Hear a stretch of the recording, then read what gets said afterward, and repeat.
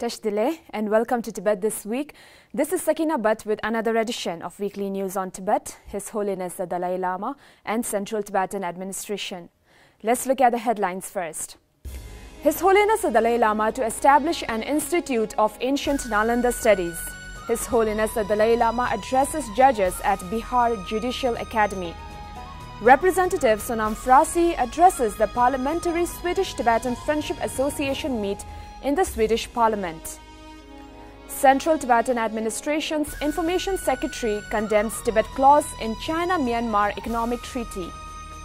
US Congress sanctions new $9 million fund for strengthening Central Tibetan Administration and Tibetan community in exile. Tibet Interest Group formed in the new European Parliament.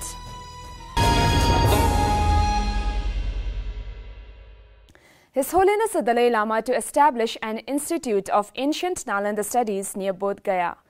Being a firm advocate of the rich ancient Indian understanding of the workings of mind and emotions, His Holiness announced his latest endeavor towards the revival of the ancient Indian tradition.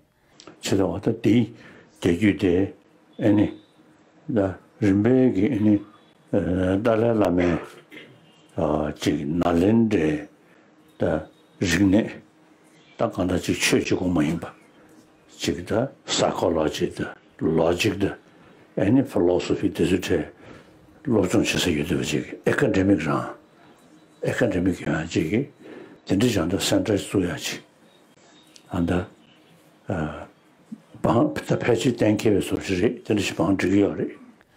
On Thursday last week, His Holiness shared with the audience at Bodh Gaya about the new developments in this project and his discussions with the Bihar Chief Minister on this matter, who had expressed keen interest.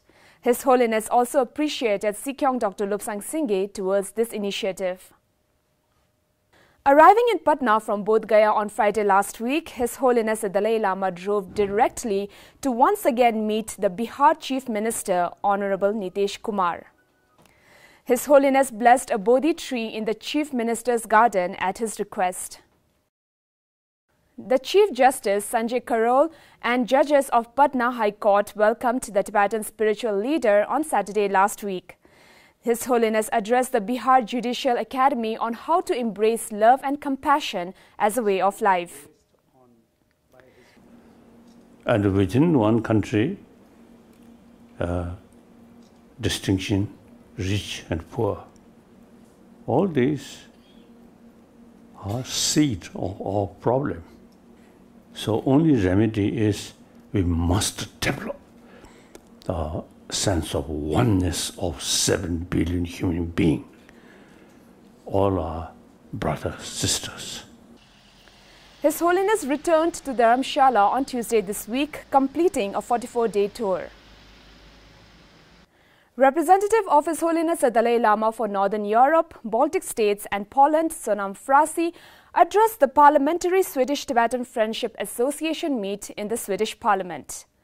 The representative urged the parliamentarians to raise these issues in Riksdagen and also to make representations on behalf of the Tibetans and freedom-loving citizens to the Swedish government, calling on them to encourage resolution of the Tibet issue in their bilateral as well as multilateral dealings with the Chinese government. The meeting was chaired by Parliament member Margareta Cederfelt, Moderate Party, and was attended by parliamentarians. Members from both the Swedish Tibet Committee and the Tibetan community were present at the meeting.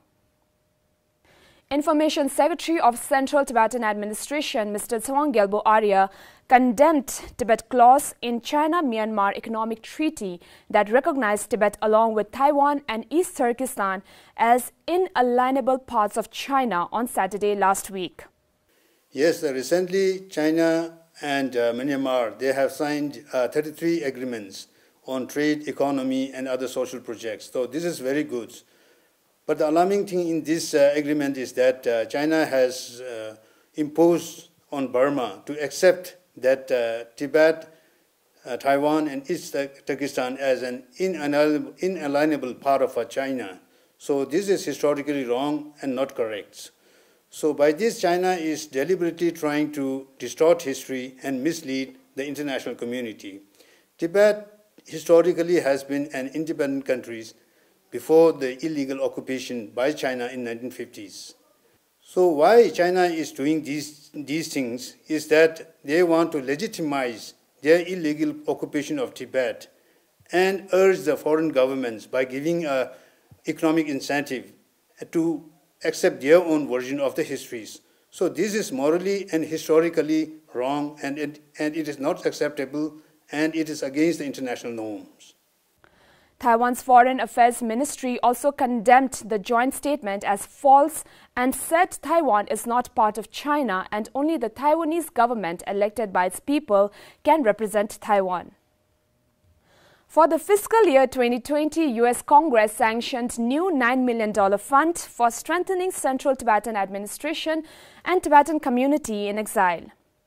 The Central Tibetan administration would like to express its deep gratitude and thank the U.S. government and Congress once again for the generous assistance towards the Tibetan community, President Dr. Lobsang Singye said on Tuesday this week. The bill supporting the Tibet funding program was passed in the House of Representatives on October 28 and by the Senate on November 12 last year. President Trump approved and signed the bill on December 20th last year.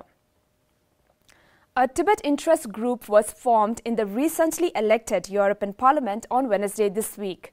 Ms. Molly Scott Cato, member of the European Parliament and the former Vice President of Tibet Interest Group, chaired the meeting. Ms. Scott Cato will be leaving the European Parliament at the end of this month because of the Brexit, so the stewardship of the Tibet Interest Group was formally handed over to Parliament member Mikuláš Peksa of Czech Republic. The meeting had unanimously voted Peksa to be the president of Tibet Interest Group by acclamation. Ms. Scott Cato has been involved with Tibet for the last 20 years. She has also visited Dharamshala 5 years ago. So much for today. See you next time and have a great weekend.